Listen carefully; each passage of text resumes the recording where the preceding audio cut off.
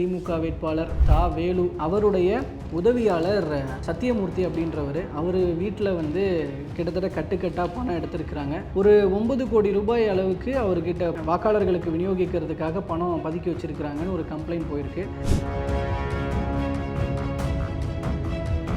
கடைசி அஸ்திரம் அப்படிங்கிறது விட்டமின் பா அப்படிங்கிறது. அந்தந்த பகுதிகளுக்கு ஸ்வீட் பாக்ஸ்லாம் கொடுக்கப்பட்டு அங்கே அதுலேருந்து லட்டு பிரித்து அது நசுக்குனா பூந்தியாக வரும். அந்த பூந்தியெலாம் எல்லாம் அந்தந்த இடத்துக்கு போய் சேர்ந்துருக்கும்.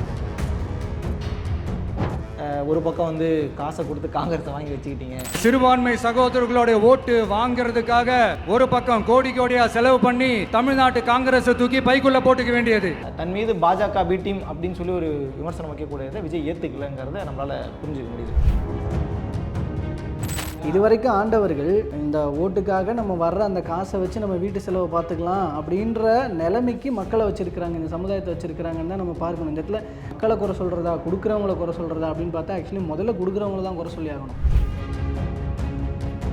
மாம்பழம் இனி இனிக்கும் என்று நம்பாதீர்கள், அந்த சின்னத்திற்கு துரோகம் எனும் விஷயம் ஏறிவிட்டது அப்படின்னு சொல்லி ஒரே போடா போட்டு விட்டுருக்காரு. முதல்வர் ஸ்டாலினை பார்த்தீங்களா, அவருடைய தந்தை கலைஞரை வந்து எவ்வளோ அழகாக பார்த்துக்கிட்டாரு, ஆனால் என் மகன் என்னை ஒழுங்காகவே பார்த்துக்கலன்ற மாதிரிலாம்.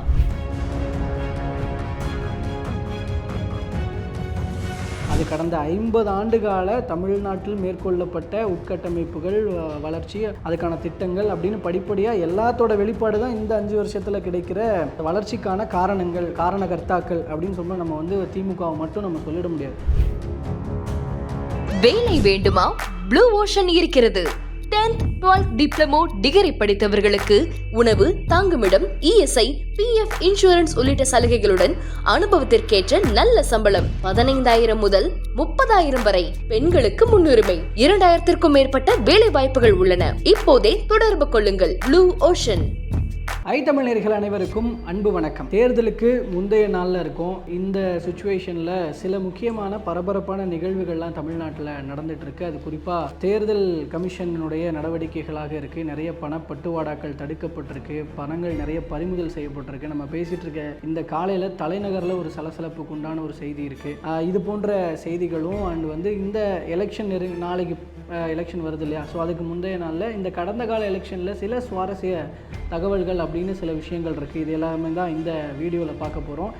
இப்படிப்பட்ட தகவல்களோடு உங்களை சந்திக்கிற நான் கோபிநாத், நான் முசமி. ஸோ இதில் முதலாவதாக இன்றைக்கான கரண்ட் நியூஸ்லேருந்து போயிடலான்னு நினைக்கிறேன். நிறைய பணப்பட்டுவாடாக்கள் தடுக்கப்பட்டிருக்கு. அப்படிங்கிற வகையில் நிறைய இடங்களில் பணங்கள் சீஸ் பண்ணப்பட்டிருக்கு. நம்ம பேசிகிட்டு இருக்க இந்த நேரத்துக்கு கிட்டத்தட்ட ஒரு 4-5 மணி நேரம் முன்னாடி, அதாவது இன்றைக்கி காலையிலன்னு வச்சுக்கோம், நம்ம மதியம் பேசிகிட்டு இருக்கோம். காலையில் தலைநகரில் மயிலாப்பூர் தொகுதியினுடைய திமுக வேட்பாளர் தா வேலு அவருடைய உதவியாளர் சத்தியமூர்த்தி அப்படின்றவர் அவர் வீட்டில் வந்து கிட்டத்தட்ட கட்டுக்கட்டாக பணம் எடுத்திருக்கிறாங்க. ஒரு 9 கோடி ரூபாய் அளவுக்கு அவர்கிட்ட வாக்காளர்களுக்கு விநியோகிக்கிறதுக்காக பணம் பதுக்கி வச்சிருக்கிறாங்கன்னு ஒரு கம்ப்ளைண்ட் போயிருக்கு. அதன் அடிப்படையில் பறக்கும் படையினர் சோதனை நடத்தினதில் நிறைய கட்டுக்கட்டாக 500 ரூபாய் கட்டுகள் பணம் சீஸ் பண்ணப்பட்டிருக்கு. அதில் வந்து தற்போது எண்ணப்பட்டுருக்கு. எண்ணப்பட்ட வரைக்கும் ஒரு 1 கோடி ரூபாய்க்கு மேலே இருக்கும் அப்படின்னு வந்து கணக்கிட்டு இருக்கிறாங்க. இன்னும் அடுத்தடுத்த அப்டேட்ஸ்லாம் வந்துக்கிட்டு இருக்கு. அதில் அண்ட் அவரை கூட்டிகிட்டு போய் காவல் நிலையம் கூட்டிகிட்டு போய் விசாரிக்கிறதாகலாம் தகவல். ஸோ இப்படியாப்பட்ட சுச்சுவேஷன்ஸ். அண்டு நீலகிரி மாவட்ட திமுக அலுவலகத்தில் பணம் கைப்பற்றப்பட்டிருக்கு. கிட்டத்தட்ட ஒரு 22 லட்சம் இருக்கும்னு நினைக்கிறேன். இது போல் இன்னும் பல இடங்கள், கரூரில் வந்து ஒரு மிகப்பெரிய பணப்பட்டுவாடா, அதெல்லாம் நம்ம நேற்று வீடியோவில் கூட பேசியிருந்தோம். பட் இதில் கொஞ்சம் டீட்டெயில்டாக பேசலாம். ஸோ இந்த மாதிரி சில தகவல்கள் இருக்குது. இன்னும் டீட்டெயில் தகவல்களோ முசமில் கேதர் பண்ணி வச்சிருக்கிறார். சொல்லுங்க முசமில். இன்னைக்கு வந்த தினமலர் பேப்பரில் என்னன்னா, பல்வேறு இடங்களில் சோதனை, கோடிக்கணக்கில் சிக்கிய பணம்னு சொல்லி ஒரு ஆர்டிக்கல். அதில் வந்து நான் நம்பர் ஊரை மட்டும் சொல்லிடுறேன். பெரம்பலூரில் இப்போ நேற்றுலேருந்து பெரிய இஷ்யூவாக போயிட்டுருக்கு. பெரம்பலூரில் திமுக மாவட்டத்தினுடைய விவசாய அணி அமைப்பாளராக இருக்கக்கூடிய ஜெயராமன் அவர்கிட்ட இருந்து 2,49,95,000 கிட்டத்தட்ட 2.5 கோடி ரூபா பறிமுதல் பண்ணியிருக்கிறாங்க. ஈரோடில் 89,83,000. அதே போல் கிருஷ்ணகிரியில் வந்து அதிமுகவை சேர்ந்தவர், அவர் வந்து 59 லட்சம் ரூபாய் அளவுக்கு, கிட்டத்தட்ட 59.5 லட்சம் 60 லட்சம் கிட்ட அவர் வந்து பறிமுதல் பண்ணியிருக்காங்க. திருநெல்வேலியில் 16 லட்சம், கடைநல்லூரில் திமுக பிரமுகர்கிட்ட ஒரு 44 லட்சம், அதே அதே போல் வந்து தென்காசியில் ஒரு 10 லட்சம், தூத்துக்குடியில் வந்து அமமுக வேட்பாளர் 27,65,000, அதே போல் வந்து அடுத்தடுத்து நீலகிரியில் நீங்கள் சொன்னது போல் 22 லட்சம் ரூபாய், அதே போல் அதே தென்காசி அந்த ஏரியா உட்பட்ட பகுதியில் 20 லட்சம் ரூபாய் வந்து வீட்டுக்கு பக்கத்துலேயே 20 லட்ச ரூபா கிடந்துச்சான் வீட்டு பக்கத்தில். நம்ம கண்ணெல்லாம் அந்த காசு படலை. அதாவது சில இடங்களில் மாட்டிக்கோன்னு தெரியும் போது பணத்தை தூக்கி போட்டுறாங்க. ஆமாம். அதே போல் நீலகிரியிலே வந்து திமுகவை சேர்ந்த முன்னாள் கவுன்சிலர் ஜெயந்தி அப்படிங்கிறவங்க வீட்டில் வந்து 11 கிட்டத்தட்ட 12 லட்ச ரூபா வந்து பறிமுதல் பண்ணியிருக்கிறாங்க. கோயம்புத்தூரில் வந்து திமுகவை சேர்ந்த சரத்குமார் அப்படிங்கிறவர்கிட்ட இருந்து ஒரு 1 லட்சம் ரூபாய் பறிமுதல் பண்ணியிருக்கிறாங்க. ராமநாதபுரத்தில் திமுகவை சேர்ந்த ராஜா மாணிக்கம் இவங்க கிட்ட இருந்து ஒரு 4.5 லட்சம் ரூபாய் பறிமுதல் பண்ணியிருக்காங்க. சிங்காநல்லூரில் வந்து ஒரு 48,000 ரூபாய், இவங்க வந்து அதிமுகவை சேர்ந்தவங்க. அதே போல் திமுகவை சேர்ந்த தளபதி அப்படிங்கிறவர் மேலே 40,000 ரூபாய் பறிமுதல் செய்யப்பட்டிருப்பதாக செய்திகள் வருது. இது எல்லாமே சும்மா சாம்பிள் நியூஸஸ் தான். நம்ம பார்த்த வரைக்குமே பல இடங்களில் டைம்ஸ் ஆஃப் இந்தியா என்ன சொல்கிறாங்க அப்படின்னா, ஏப்ரல் மாதம் வெளியான அறிக்கையில் 500 கோடி ரூபாய் அளவுக்கு பணப்பட்டுவாடை நடத்தப்பட்டு இருக்கின்ற மாதிரி சொல்லப்பட்டிருக்கு. ஏப்ரலில் மட்டும். ஆமாம், ஏப்ரலில் மட்டும், கடந்த மாதம் மட்டும். நான் இந்த மாதிரி பண பறிமுதல் பண்ணும்பொழுது ஆரம்ப கட்டத்தில் ஒரு பிரச்சனை இருந்தது இல்லையா? இப்போ நிறைய மக்கள், நார்மல் மக்கள் வந்து அவங்களோட மருத்துவ செலவு, கல்யாண செலவு, இதுக்காகலாம் கொண்டுட்டு போயிட்டு இருந்த காசெல்லாம் இது 50,000 லிமிட் வச்சுருந்தாங்க. அதனால் என்னன்னா, கோயம்பேட்டில் இருக்கக்கூடிய காய்கறி சந்தையில் இருக்கிறவங்க 50,000 மட்டும் லிமிட் வச்சா நாங்கள் காய்கறி எப்படி எடுத்துகிட்டு போயிட்டு நாங்கள் கடையில் கொடுக்க முடியுன்ற மாதிரி அது ஒரு இஷ்யூ ஆச்சு. பட் இவங்க இவ்வளோ பணப்பட்டுவாடை நடக்குது. நேற்று நம்ம சென்னையில் பல பகுதிகளில் நமக்கு தெரிஞ்சு பல இடங்களில் காசு கொடுத்துருக்குறாங்க. அதெல்லாம் தேர்தல் பறக்கும் படையினர் பக்கத்திலே இருக்கும்போது தான் நடந்துச்சுன்ற மாதிரியான செய்திகள்லாம் கூட வருது கட்டுக்கட்டாக. ஏன்னா பெரம்பலூரில் நீங்கள் பார்த்தீங்கன்னா பாக்ஸாக வந்து மாட்டி இருக்கு இந்த பணப்பட்டுவாடா. நம்ம நேற்று இப்போ சொன்ன வீடியோவில் என்னன்னா, கடைசியாக வந்து எங்கே வந்து நிற்கும்னா விட்டமின் பா தான் வந்து தேர்தலை நிர்ணயிக்கின்ற ஒரு தேர்தல் அப்படி தான் நிர்ணயிக்கப்படுகிறது. இந்த தேர்தலும் சொல்லியிருந்தோம். அதன் அடிப்படையில் மறுபடியும் இதே மாதிரியான ஒரு பணப்பட்டுவாடா விஷயங்கள் மாட்டப்பட்டிருக்கு. ஆமாம், ஏன்னா இந்த இருக்கிற லேகிங்லாம் இவ்வளோ பிரச்சாரங்களுக்கு அப்புறமும் இன்னமும் சில இடங்களில் லேகிங்ஸ் இருக்குது. அந்த இடத்துல இருக்கிற வாக்குகளை நம்ம பக்கம் திருப்புறது எப்படி, அந்த மக்களை நம்ம பக்கம் திருப்புறது எப்படின்ற அந்த விஷயத்தில் நடவடிக்கையில் சொன்ன மாதிரி இந்த கடைசி அஸ்திரம் அப்படிங்கிறது விட்டமின் பா அப்படிங்கிறது. அந்தந்த பகுதிகளுக்கு ஸ்வீட் பாக்ஸ்லாம் கொடுக்கப்பட்டு அதுலேருந்து லட்டு பிரித்து அது நசுக்குனா பூந்தியாக வரும். அந்த பூந்தியெலாம் எல்லாம் அந்தந்த இடத்துக்கு போய் சேர்ந்துருக்கும். ஸோ ஆனால் இதெல்லாம் நடக்கும் பொழுது ஒரு கேள்வி வந்து, இப்போ ஜனநாயகம் எப்படி நிலைநாட்டப்படும் அப்படிங்கிற ஒரு கேள்வி தான் வருது. எல்லாரும் சொல்கிறாங்க, கொடுக்கறது நம்ம காசு தானே, எங்கள் காசு தானே கொடுக்குறாங்க, அதனால் வாங்கிக்கிறோம் அப்படின்னு. ஆக்சுவலாக அது தவறு தான். ஒரு பக்கம் வந்து அது அவங்களோட காசுன்னு அவங்க பார்த்தாலும் கூட பல ஊழல்கள் மூலமாக பாதிக்கப்பட்ட பல பேரினுடைய பணம் அப்படின்றது அதில் வருது. ஏன்னா ஏமாச்சி தானே இப்போ அந்த பணம்லாம் சேர்க்கப்பட்டிருக்கு. ஸோ அது மற்றவங்களோட உழைப்பை நம்ம சுரண்டுற மாதிரி தான் நம்ம வாங்குறதும் சரி. அதுக்கு ஆனால் அதே நேரம் மக்களையும் நம்ம இதுன்னு சொல்லிட முடியாது. அந்த நிலைமையில் மக்களை வச்சுருக்கிறாங்க. இது வரைக்கும் ஆண்டவர்கள் இந்த ஓட்டுக்காக நம்ம வர்ற அந்த காசை வச்சு நம்ம வீட்டு செலவை பார்த்துக்கலாம் அப்படின்ற நிலைமைக்கு மக்களை வச்சுருக்கிறாங்க, இந்த சமுதாயத்தை வச்சுருக்கிறாங்கன்னு தான் நம்ம பார்க்கணும். இந்த இடத்துல மக்களை குறை சொல்கிறதா, கொடுக்குறவங்கள குறை சொல்கிறதா அப்படின்னு பார்த்தா ஆக்சுவலி முதல்ல கொடுக்குறவங்கள தான் குறை சொல்லி ஆகணும். ஏன்னா மக்கள் வாங்குற நிலைமையில தான் இருக்கான். என்ன பண்ணுறது, அவன் வறுமை கோட்டு கீழே இருக்கிறவங்களாம் என்ன பண்ணுவான், வர்ற காசை வேணாம்னா சொல்லுவான் அப்படின்ற ஒரு நிலவரம் இருக்கிற இடத்துல தடுக்கப்பட வேண்டியவர்கள் கொடுப்பவர்கள் தான். ஸோ அங்கே தடுக்கப்படணும். அதுக்கு என்ன நடக்க போகுது என்ன தெரியல. நீங்கள் பேசலாம் வந்து கிட்டத்தட்ட ஒரு உலக அரசியல் தான். ஏழ்மையும் வறுமையும் தான் அரசியல் தலைவர்களுக்கும் பெரும் முதலாளிகளுக்கும் மூலதனம் சொல்லுவாங்க. கார்ல் மார்க்ஸோடைய அரசியல் பொருளாதாரத்தினுடைய அந்த இதில். ஸோ அப்படி பார்க்கும்பொழுது மக்கள் வறுமையிலே வச்சிருக்கிறதுங்கிறது அரசியல்வாதிகளுக்கு ஒரு மூலதனம். அது இந்த கட்சி அந்த கட்சியெல்லாம் தாண்டி அரசியல்வாதின்னு வந்துட்டாங்க, அவங்களுக்கு அதுதான் மூலதனமே. அப்படி இருந்தால் தானே திட்டங்களை அறிவிக்க முடியும், கூப்பன் கொடுக்க முடியும், இலவசங்களை 10,000 தரேன்னு சொல்ல முடியும், கடன் உதவி கொடுக்க முடியும். கடன் வாங்குற அளவுக்கு ஏன் நிலைமை இருக்குன்னு சீமானன் கேட்குற மாதிரி கேட்டு போயிடலாம்ல. ஸோ அது ஒரு விஷயம். இது சீமானன் சொன்ன போது தான் ஞாபகம் வருது. 4 முனை போட்டி வேறு இல்லையா? ஆக்சுவலாக லாஜிக் படி பார்த்தா 4 முனையே கிடையாது, 6 முனை போட்டி. ஏன்னா ராமதாஸ், சசிகலா ஒரு பக்கம், இன்னொரு பக்கம் தாவக தலைவர் வேல்முருகன் ஒரு சின்ன கூட்டணி அமைச்சு பண்ணுறாங்க. பட் அஃபிஷியலாக பார்க்கும்போது 4 முனை போட்டி. 4 பிரதானமாக எடுத்துக்க வேண்டியிருக்கு. பிரதானமாக 4 முனை போட்டிங்கிறதுல 4 தலைவர்களும் இறுதிக்கட்ட பிரச்சாரத்தை வந்து முடிச்சாங்க. அதில் நான் சுருக்கமாக மட்டும் நான் சொல்லிடுறேன், உங்களோட கருத்தையும் பதிவு பண்ணுங்க. முதல்வர் ஸ்டாலின் அவர் வந்து சொல்லியிருந்தார் என்ன அப்படின்னா, புயல், வெள்ளம், இயற்கை சீற்றம், பேரிடர் என ஒருபுறம் மத்திய அரசு தமிழகத்திற்கு உரிய நிதி தர மறுத்தது மறுபுறம் என அத்தனை இடர்களையும் மீறி தமிழகத்தை சூப்பர் ஸ்டார் மாநிலமாக்கி ஆட்சி தொடர வேண்டும். பழனிசாமி வெற்றி பெற்றால் டில்லி ரிமோட் கண்ட்ரோல் ஆட்சி தான் நடக்கும் அப்படிங்கிற மாதிரியெல்லாம் ஒரு பக்கம் பழனிசாமி அவர்களை போட்டு தாக்கியிருக்கிறாரு. நான் மீண்டும் முதல்வர் ஆனதும் இந்த திட்டத்திற்கு, அதாவது இந்த 8,000 ரூபாய் கூப்பன் திட்டத்துக்கு முதல் கையெழுத்து போடுவேன். இந்த முதல் கையெழுத்து சொன்னது ஞாபகம் வருதான்? நீட்டு. அதே தான், அதே மாதிரி முதல் கையெழுத்து போடுவேன். இந்த திட்டங்களை எல்லாம் செயல்படுத்திவிட்டு 2031 தேர்தலில் மீண்டும் நான் ஓட்டு கேட்டு வருவேன் அப்படிங்கிற மாதிரி அவர் பேசியிருக்கிறாரு. கடந்த 5 ஆண்டுகளில் எந்த முதல்வரும் செய்யாத அளவிற்கு நிகழ்ச்சிகள், மாவட்ட பயணங்கள், கள ஆய்வு கூட்டங்கள் பங்கேற்று இருக்கிறேன், ஆகவே எனக்கு வாக்களிக்கின்ற மாதிரி முதல்வர் பேசியிருக்கிறார். ஆக்சுவலாக அவர் சொல்கிறது போல் தமிழ்நாட்டோட வளர்ச்சி அதெல்லாம் நாங்கள் நிறைய பண்ணியிருக்கோம், வளர்ந்த மாநிலமாக தமிழ்நாடு இது பண்ணியிருக்கோம், அது மத்திய அரசுக்கிட்ட இருந்தே நம்ம அவார்ட்ஸ்லாம் வாங்கியிருக்கோம். இதெல்லாம் ஒரு பக்கம் கரெக்டு தான். ஆக்சுவலாக அந்த வளர்ச்சி வந்து இந்த 5 ஆண்டுகளில் மட்டும் எட்டப்பட்டதில்லை. வளர்ச்சிக்கான காரணங்கள், காரணகர்த்தாக்கள் அப்படின்னு சொல்ல நம்ம வந்து திமுகவை மட்டும் நம்ம சொல்லிட முடியாது. அது கடந்த 50 ஆண்டு கால தமிழ்நாட்டில் மேற்கொள்ளப்பட்ட உட்கட்டமைப்புகள், வளர்ச்சி, அதுக்கான திட்டங்கள் அப்படின்னு படிப்படியாக எல்லாத்தோட வெளிப்பாடு தான் இந்த 5 வருஷத்தில் கிடைக்கிற இந்த பிரதிபலன்கள், இந்த அவார்டுகள், இந்த பெயர்கள், நற்பெயர்கள் அப்படிங்கிறதெல்லாம். ஸோ அதனால் அதில் ஒரு பங்கு இந்த 5 வருஷ ஆட்சியில் நீங்கள் பண்ணது அப்படின்னு வேணா எடுத்துக்கலாம். இப்போ இதில் எங்கே கேள்வி வருதுன்னா, முதல்வர் சொல்லிட்டாரா 5 வருஷம் நாங்கள் நல்லா பண்ணணும். எடப்பாடி பழனிசாமி அப்படியே அவர் பேசினா எதுக்குவாங்களேன். அவர் என்ன சொல்கிறாருன்னா, எப்போது பார்த்தாலும் பொருளாதார வளர்ச்சி இரட்டை இலக்கம் என ஸ்டாலின் போய் சொல்கிறார்.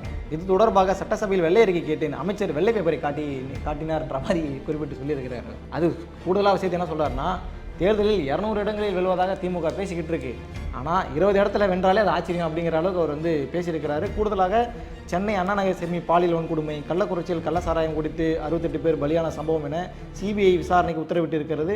ஆனால் குற்றவாளிகளை காப்பாற்ற திமுக முயற்சிக்கிறதுங்கிற மாதிரி கிட்டத்தட்ட சீமான் அவர்களும் விஜய் அவர்களும் அட்ரஸ் பண்ணாத பல இஷ்யூஸை, பல விஷயங்களை வந்து எடப்பாடி பழனிசாமி அட்ரஸ் பண்ணதன் மூலமாக அவர் ஒரு நல்ல அனுபவம் உள்ள ஒரு அரசியல் தலைவராகத்தான் இப்போவும் அவர் வந்து பார்க்கப்படுகிறார்கள். கூடுதலான தகவல் அவர் சொல்கிற அந்த விஷயங்கள் நானும் இப்போ அந்த முதல்வர் மு க ஸ்டாலின் அவர்கள் சொன்ன அந்த பாயிண்ட்டுக்கு அடுத்து நான் இந்த விஷயத்துக்கு தான் நானும் வந்தேன். வளர்ச்சிகள் எல்லாம் ஒரு பக்கம் இருக்குது, திட்டங்கள், புதிய திட்டங்கள் எல்லாமே ஒரு பக்கம் இருக்குது, அதன் மூலமாக பலன் பெறுபவர்கள் ஒரு பக்கம் இருக்கிறாங்க. ஓகே, இதெல்லாம் இருக்கட்டும் ஒரு பக்கம். ஆனால் இந்த திட்டங்களை அவங்க வந்து அனுபவிக்கிறதுக்கு அப்படின்ற ஒரு விஷயம், அந்த நடைமுறைகளை ஃபாலோ பண்ணுறதுக்கான விஷயம் இல்லை, அந்த திட்டங்களை கொண்டாடுவதற்கான ஒரு சூழல் சமுதாயத்தில் நிலவுதான். இப்போ வந்து இலவச பேருந்து பயணம், மகளிருக்கு இதெல்லாம் கொடுத்துட்டேன் அப்படின்னு மகளிரை அடுத்த கட்டத்துக்கு கொண்டு போகிறேன். கொண்டு போகிறீங்க, நான் யாரும் இல்லைன்னு மறுக்கலை. ஆனால் அவர்கள் அப்படி அந்த அடுத்த கட்டத்தை நோக்கி நகருகிற அந்த பயணத்தில் அவங்களோட பாதுகாப்பை உணர்றாங்களான்னு ஒரு கேள்வி வருதில்ல. இப்போ பெண்களுக்கான பாதுகாப்புன்றது கேள்விக்குறியாக இருக்குன்ற ஒரு சுச்சுவேஷன் இருக்குல்ல.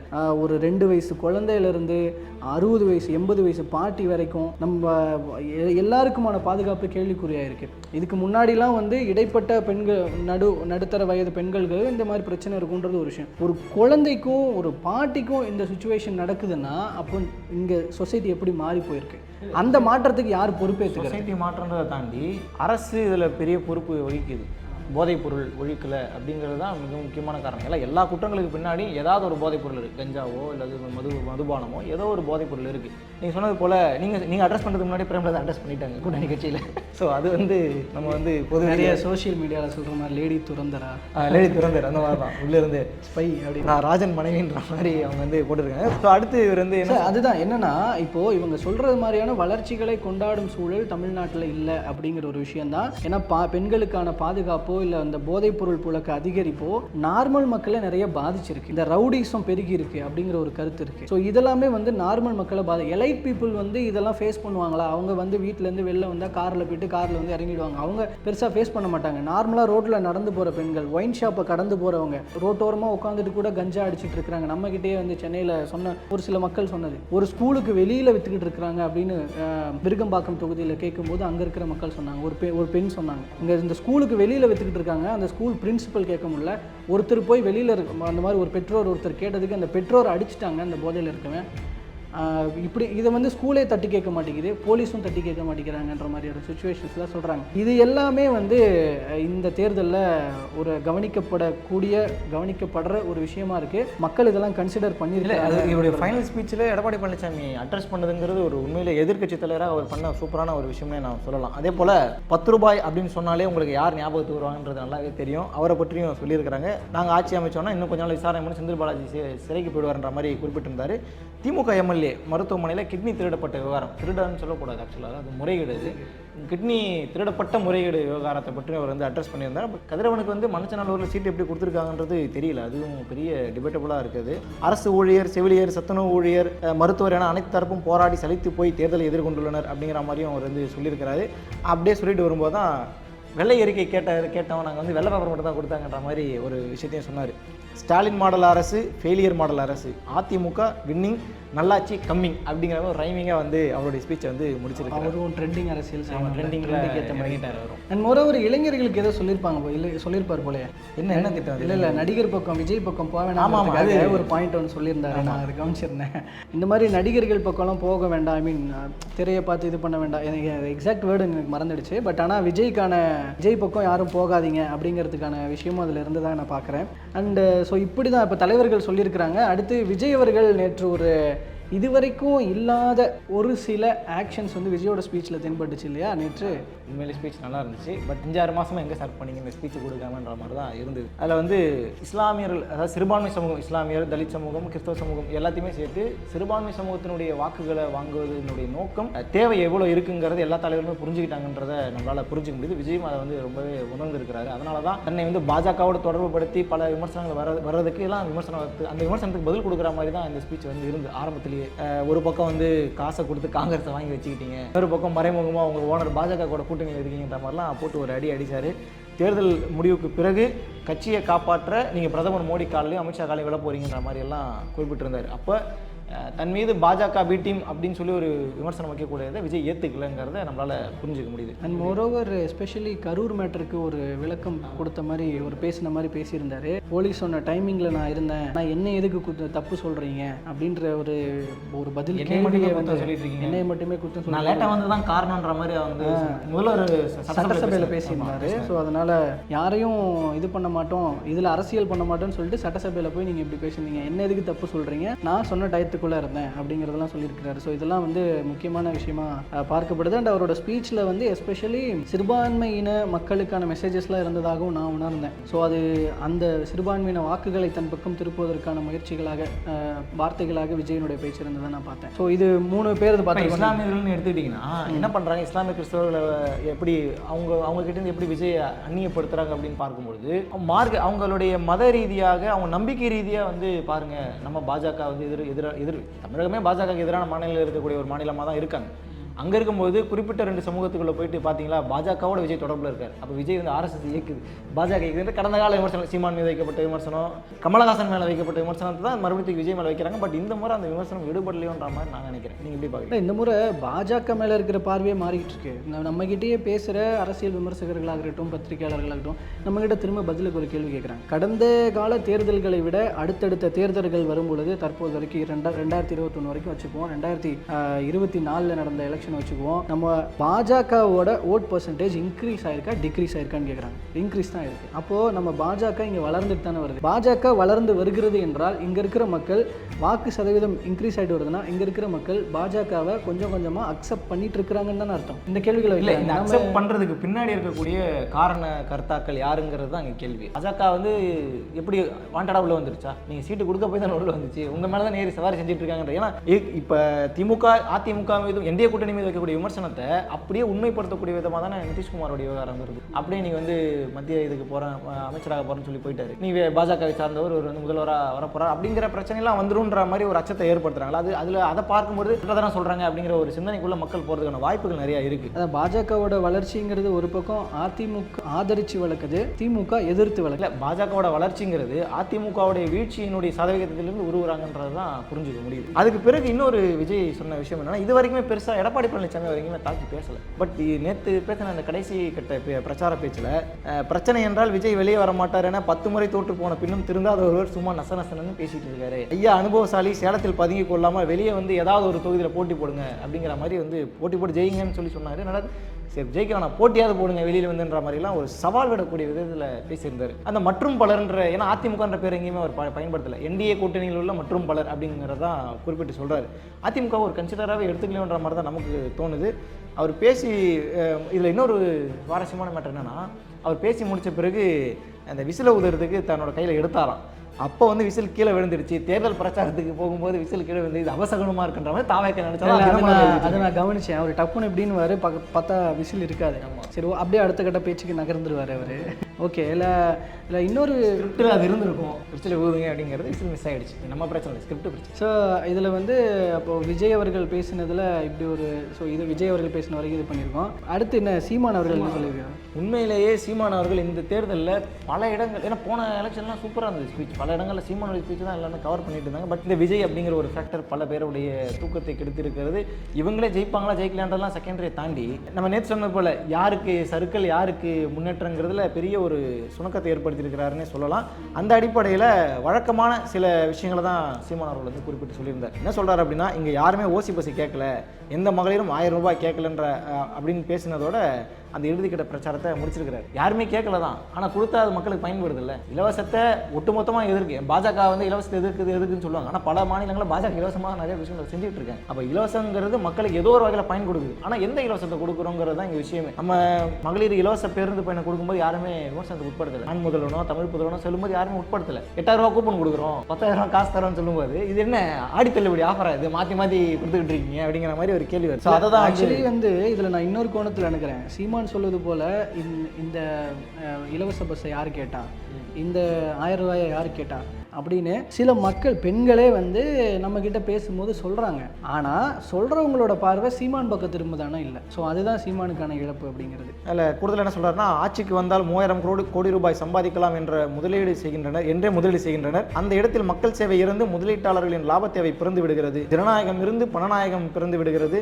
பணம் கொடுத்து அரசியல் செய்வதையும் இலவசம் கொடுத்து ஏமாற்றுவதையும் ஏற்கிறீர்களா மக்களே அப்படிங்கிற மாதிரி கேட்குறாரு. உண்மையில் அவர் கேட்குறது நியாயமான கேள்வி தான். ஓட்டுக்கு காசு கொடுக்குறதா இருக்கட்டும், இல்லை வந்து மக்கள்கிட்ட வாரி இலவசங்கிற பேரில் இறக்கிறதா இருக்கட்டும், மக்களை வெறும் வாக்கு வங்கிகளாகவே பார்க்கக்கூடிய மனநிலைங்கிறது எல்லா அரசியல் தலைவர்கள்ட்டையும் இருக்குது. நம்ம வந்து பெருமையாக பேசக்கூடிய முக்கியமான தலைவர்கள்ட்ட கூட அந்த மனநிலை இருக்குங்கிறத சீமான் அவர்கள் பிரதிபலிச்சிருக்காருன்னு தான் நான் புரிஞ்சுக்கிறேன். அதில் கூடுதலாக அடுத்து 2-3 விஷயங்களோட நான் இந்த சீமான் அவருடைய ஸ்பீச் வந்து நிறைவாகுது. என்னன்னா, காலை சிற்றுண்டி என வழங்கும் உப்புமாவை ஆட்சியாளர்கள் விட்டு குழந்தைகள் சாப்பிடுவாரா? இலங்கை நேபாளத்தில் நடந்தது போல இங்கே நடக்காதுன்னு சொல்ல முடியுமா? கேரளாவில் ஓட்டுக்கு காசு கொடுத்தால் விரட்டி அடிப்பார்கள், இலவசத்தால் நாட்டின் பொருளாதாரம் தான் சீரடியும்ன்ற மாதிரி சீமான் அவர்கள் பேசி முடிச்சிருக்கிறார். இதுவும் கன்சிடரபுளான ஒரு டாக்கு தான். பட் அதை நான் கேட்கணும். அதுதான் இப்போ இதில் அதான் சொன்ன நம்ம ஆரம்பத்தில் சொன்னது மாதிரி, இது நீங்கள் சொன்னீங்களே, இது ஒரு உலக அரசியல். மக்களை வந்து இந்த நிலைமையில் வச்சுருந்தா தான் வறுமையில் அவங்க வந்து மேலே இருக்க முடியும், ஆட்சி செஞ்சுக்க முடியும் அப்படின்றது. இது பார்க்கலாம். இதுக்கு மாற்றம்ன்றது வருமானது தெரில. இது ஆனால் இது ஒரு பெரிய மாற்றம். ஆனால் அந்த மாற்றம்ன்றது கண்டிப்பாக வந்து ஒவ்வொரு தனிமனித மாற்றமாக இருக்கணும். ஒவ்வொரு தனிமனித மாற்றம் தான் ஒரு சமுதாயத்தினுடைய மாற்றமாக இருக்கும்.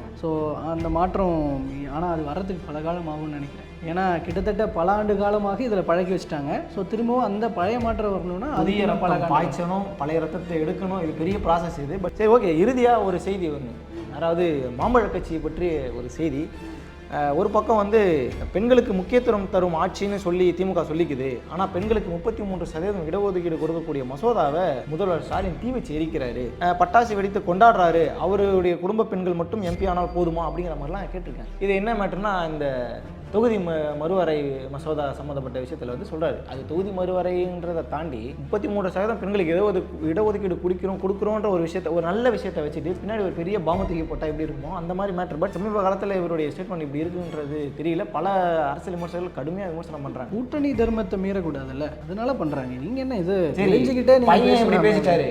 பையனுக்கு அப்பா ஒரு ரிப்பல் கொடுத்தாரு தெரியுமா? என்ன தெரியுமா கொடுத்தாரு? மாம்பழம் இனி இனிக்கும் என்று நம்பாதீர்கள், அந்த சின்னத்திற்கு துரோகம் எனும் விஷயம் ஏறி விட்டது அப்படின்னு சொல்லி ஒரே போடா போட்டு விட்டுருக்காரு. முதல்வர் ஸ்டாலினை பார்த்தீங்களா? அவருடைய தந்தை கலைஞரை வந்து எவ்வளோ அழகாக பார்த்துக்கிட்டாரு. ஆனால் என் மகன் என்னை ஒழுங்காகவே பார்த்துக்கலன்ற மாதிரிலாம் போகிற போக்கில் மாம்பழத்தை பிரிக்கி விட்டு போயிட்டாரு தந்தை. அது கடைசியில் என்ன பண்ணுறது? கடைசியில் அவர் இந்த மாதிரி புலம்ப தான் முடியும், இந்த மாதிரி குற்றச்சாட்டுகள் சொல்ல தான் முடியும். வேற என்ன பண்ண முடியும்? அதுக்கு வந்து ஆரம்பத்துலேருந்து அவர் கரெக்டாக அவரை பக்குவப்படுத்தியிருக்கணும்னு நினைக்கிறேன். இப்போ அவர் சொல்கிறாரு, இப்போ கலைஞரை வந்து ஸ்டாலின் எப்படி பார்த்துக்கிட்டாருன்னு. அப்போ கலைஞர் எப்படி ஸ்டாலினை ஹேண்டில் பண்ணாருன்னு ஒரு கேள்வி இருக்குது. அந்த கேள்விக்கு அவர்கிட்ட தான் பதில் கேட்கணும். கலைஞர் இறக்கிறது வரைக்குமே தலைவர் பதவி கொடுக்கல, தலைவருங்கிற விஷயம் தான் நீங்கள் தான் ஆசை காட்டினீங்க அப்படிங்கிறது தான் இதுலேருந்து புரிஞ்சுக்க முடியுது. எண்ட் ஆஃப் தி டே எல்லாமே ஒரு அரசியல் தானே அப்படிங்கிற ஒரு கட்டத்தில் தான் நிற்கிறது. இதுதான் இப்போ நம்ம பார்த்த செய்தி. ஓகே, ஸோ இதெல்லாம் தான் இன்றைய பேசுபொருளாக இருக்குது. நம்ம இந்த எலெக்ஷன் வரதுனால சில எலெக்ஷன் சுவாரஸ்யங்கள்னு ஒரு விஷயம், கடந்த கால எலெக்ஷன்ஸ்லாம் எப்படி என்னெல்லாம் முக்கியமான விஷயங்கள் நடந்திருக்கு, அப்படிப்பட்ட விஷயங்கள் இந்த 2024 நடக்குமா அப்படிங்கிற வகையில் தான் அந்த தகவல்கள். அந்த தகவலை பொறுத்த வரைக்கும் 1971 நடந்த தேர்தலில் வந்து கருணாநிதி தலைமையிலான திமுக மொத்தம் இருக்கிற 234 தொகுதியில் 184 தொகுதிகளில் வெற்றி பெற்று இமாலய சாதனை படைச்சாங்க. தமிழக தேர்தல் வரலாற்றிலேயே ஒரு கட்சி தனிச்சு போட்டியிட்டு இத்தனை இடங்கள் ஜெயிச்சதுன்றது இது வரைக்கும் அதுதான் வந்து ஒரு ஒரு பெஞ்ச் மார்க்காக இருக்குது. ஸோ அப்படிங்கிறது வந்து ஒரு முக்கியமான ஒரு சுவாரஸ்யமான ஒரு தகவல். அதே போல் 1991 நடந்த தேர்தலில் ஜெயலலிதா தலைமையிலான அதிமுக வந்து 164 இடங்கள்லையும் காங்கிரஸ் 60 இடங்கள்லையும் ஜெயிச்சு இந்த கூட்டணி வந்து மொத்தமாக 225 தொகுதிகளில் கைப்பற்றினாங்க. 234 225 தொகுதிகள் 59.8% வாக்குகள் வாங்கினாங்க. அதாவது இது வந்து எந்த வகையில் சுவாரஸ்யம்னா, ஒரு கூட்டணி அதிகமான இடங்கள் வெற்றி பெறுவது அப்படிங்கிறது வந்து அதுதான் ஹையஸ்ட் பாயிண்டாக இருக்குது. 225 தொகுதிகள் ஜெயிச்சிருக்கிறது அதிமுகவும் காங்கிரஸும் சேர்ந்து. அடுத்து 2016 நடந்த தேர்தலில் 89 உறுப்பினர்களை திமுக ஜெயிச்சாங்க. 2016 ஆக்சுவலி எதிர்க்கட்சியாக இருந்தாங்க இல்லையா, ஸோ உறுப்பினர்களை திமுக ஜெயிச்சாங்க. தமிழக அரசியல் களத்தில் அதிக எண்ணிக்கை கொண்ட எதிர்க்கட்சி அப்படிங்கிற வகையில் அது திமுக வந்து அந்த சிறப்பை அடைஞ்சிருக்கிறாங்க அப்படிங்கிறது. அப்போ வந்து மு.க. ஸ்டாலின் எதிர்க்கட்சி தலைவர் பதவியை வகிச்சார். அது மூலமாக ஆளுங்கட்சியிலையும் எதிர்க்கட்சியிலையும் அதிக உறுப்பினர்கள் வெற்றி பெற்ற கட்சி திமுக. அதாவது நான் முன்னாடி சொன்னேன் இல்லையா, ஆளுங்கட்சியில் எந்த அதிகமாக சீட்டு ஜெயிச்சிருந்தாங்க, இது எதிர்க்கட்சியிலேயே 2016 காலகட்ட தேர்தலில் ஜெயிச்சிருந்தாங்க அப்படிங்கிறது ஒரு சிறப்பம்சமாக இருக்குது.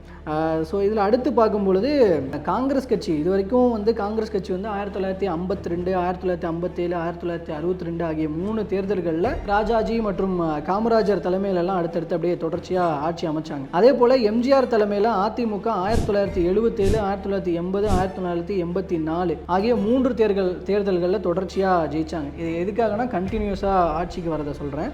ஸோ அதே போல் வந்து 1967, 1971 ஆகிய தேர்தல்களில் தொடர்ச்சியாக ஆட்சியை தக்க வச்சது திமுக கருணாநிதி தலைமையில். அதுக்கப்புறம் ஜெயலலிதா அவர்கள் 2011 2016 ஆட்சி அமைச்சாங்க. ஸோ இந்த மாதிரி தொடர்ச்சியாக ஆட்சி அமைச்சது அப்படிங்கிற வரிசையில் காங்கிரஸ், திமுக, அதிமுக ஆகியோர்கள்லாம் இந்த மாதிரி மாறி மாறி சாதனைகளை படைச்சிருக்கிறாங்க. அப்புறம் கருணாநிதி, ஜெயலலிதா அப்படின்னு இருபெரும் தலைவர்கள் இல்லாமல் 2021 நடந்த தேர்தலில் திமுக 133 தொகுதிகளில் ஜெயிச்சது.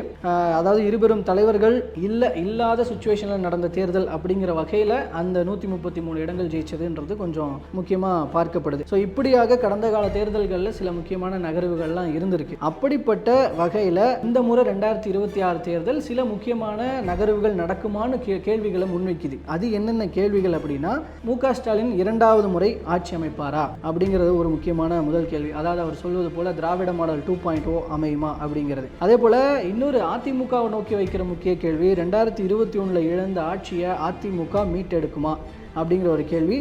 அண்டு புதிய அரசியல் சக்தியாக வர்ற விஜய்க்கு எவ்வளோ ஆதரவு கிடைக்கும் அப்படிங்கிறது இன்னொரு பிரதானமான ஒரு கேள்வி. ஸோ இந்த 3 கேள்விகளுக்கான பதில் அப்படிங்கிறது வந்து இந்த எலெக்ஷனில் தெரிய வரும்.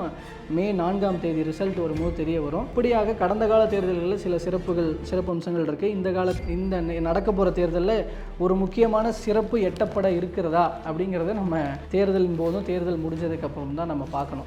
இது போல் நீங்கள் கடந்த கால தேர்தல்களில் ஏதாவது இல்லை இந்த மாதிரி ஒரு சுவாரஸ்ய நகர்வு ஒன்று இருந்துச்சு, ஒரு முக்கியமான விஷயம் நடந்துச்சு அப்படின்னா நீங்கள் அதை கமெண்ட்டில் தாராளமாக பதிவு பண்ணலாம். ஸோ வேறு ஏதாவது இருக்கா? இல்லை, கடந்த தேர்தலில் சொல்லும்போது கூடுதலாக ஒரு அடிஷ்னல் மேட்டர் என்ன அப்படின்னா, திமுக 57 நினைக்கிறேன் அவங்க ஃபஸ்ட்டு தேர்தலில் அட்டன் பண்ணது. 57 அவங்க போடும்போது 14.5% அவங்க ஃபஸ்ட்டு உள்ளே வந்த உடனே. அதிமுக 30% ஃபஸ்ட்டு தேர்தலில். அதே போல் மக்கள் நீதி மையம் 3.5%, அதே போல் நாம் தமிழர் கட்சி 1.7% சம்திங் ஏதோ தான் நினைக்கிறேன். ஸோ விஜய் அவர்கள் ஃபஸ்ட்டு தேர்தலை சந்திக்கிறாரு.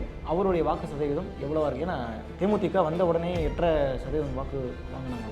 ஆக்சுவலி டபுள் டிஜிட்டில் யாரும் வாங்கலை. டபுள் டிஜிட்டில் அதிமுக திமுக வந்த வேகத்திலே வாங்கினாங்க. ஓகே, அதையெல்லாம் ஓவர்டேக் பண்ணுவாரா விஜய்ங்கிற ஒரு பெரிய எதிர்பார்ப்பாகவும் இருக்கிறது கூடுதல் தகவல். ஓகே, ஸோ இப்போ வரைக்கும் கணிச்சவங்களாம் ஒரு 15-20% வாக்கு வாங்கலாம் தாவேகா அப்படின்றத சொல்கிறாங்க.